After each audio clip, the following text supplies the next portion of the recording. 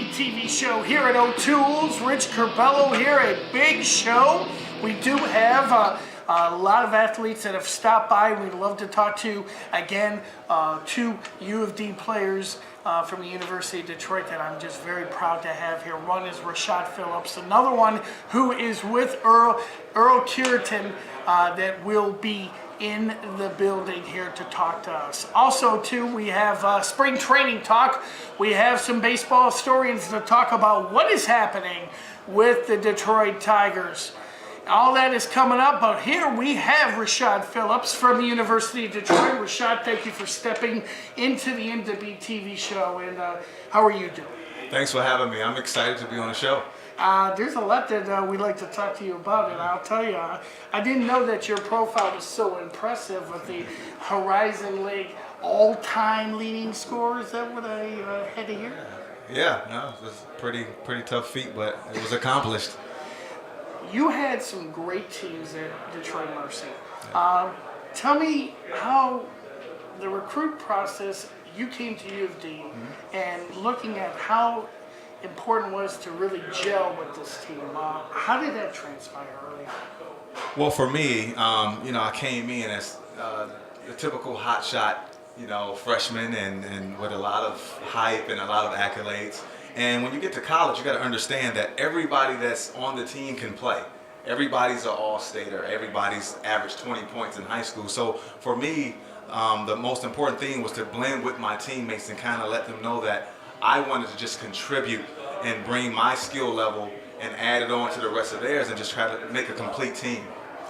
And you did with so many wins. And did you expect yourself, coming from a high school, Ferndale High, that it was kind of challenging, but it was the greatest motivation for you to come to U of D? Absolutely. A high school like Ferndale, that wasn't really known for their athletics when I was there.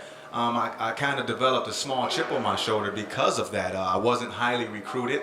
I didn't get a lot of the accolades that I thought I deserved because of my play, and that led me to have this chip of wanting people to see that I can really play the game of basketball.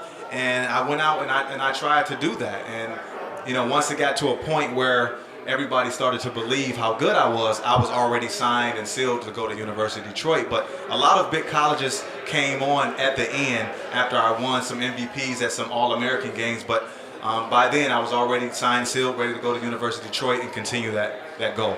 25 win seasons that you've had at University of Detroit, 95 for your career. Were you surprised at the success of this team's? No, not at all. We were so mentally prepared and so physically prepared to go out and win games. Our coaching staff did a great job of preparing us to go forth and win games. And as a competitor in sports, you go out to win games. And so those 95 wins, I'm a little disappointed that we didn't have more than that.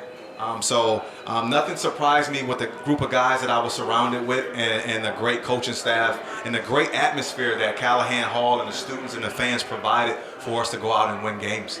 And talking to me before the show started about the NIT, the Final Four for the NIT, that must have been one of your special moments. What brought you to get to that level? That was a very memorable year for me individually, because after my junior year, I was going back and forth, should I declare for the draft or not? And what ultimately led me back to my senior year was the fact that I didn't think we did enough as a team. There was some unfinished business as a team. Individually, I had done everything. Tops in the nation in scoring and MVPs, but team-wise, I didn't think that we finished the proper way. So going back my senior year and accomplishing those goals as a team and still getting the individual accolades as well, making history at that particular time, being on a 25 wins team, that was very important for me and very important for the university as well going forward. Your motivations, who motivated you in your life? My parents. My father was the more visible one. But my mother was the backbone that steered that, and she kept me grounded spiritually and physically, and that played a long role with my success as an individual. And again, today, the man I stand here today is still because of my parents. and I'm just a reflection of my parents today. Last question to talk about your business. We'd like to get into detail. What are you doing now, and where can we get a hold of you now in your business? Well, right now I have a basketball academy, but it's more of a mentoring program. It's called Skills Unlimited, and it can be found if you go on the website. My website is rpskillsunlimited.com. There you will find numerous pictures of kids throughout communities throughout the state of Michigan. We use basketball as a vehicle to spearhead life. And I think the intangibles that you use in sports are the same intangibles that you need to be successful in life itself. And we try to promote that, and we're very proud to have so many young men and women participating in Skills Unlimited today. Everybody, it's RASHAD Phillips here, Detroit Mercy. Thank you again. We'd like you back on because we want to hear more about Skills Unlimited. We're going to have that link to our website. Thank you so much once again. Thank you for having me. Thank you. We'll be back here on the Indbeat TV show here at OTOOLES right after this.